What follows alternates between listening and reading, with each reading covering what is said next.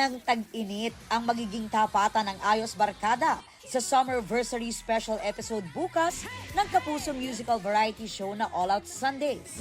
In full swing na ang paghahanda ng 4 na magtatagisang teams. Ang Team Barangay Coachella, headed by Christian Bautista, kasama sina Rita Daniela at Kaylin Alcantara. Pang-international daw ang production number.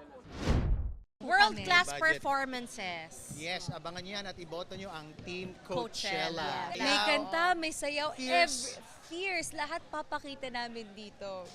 Manggugulat naman daw ang grupong Bloom Festival with leader Derek Monasterio. Sabi ng teammate niyang si Raver Cruz, di raw pangkaraniwan ang kanilang performance.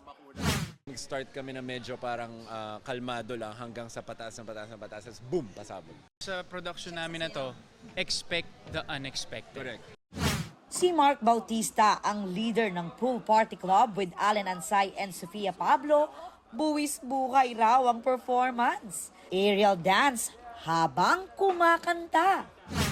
Sabi ko nga, ba't ko ba naisip to? Pero wala, abangan na nila kung paano ko gagawin. Simula pala ng performance, makikita niya yung teamwork.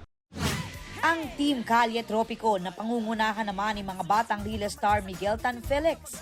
Complete package daw ang kanilang prod with a touch of drama, comedy, and action.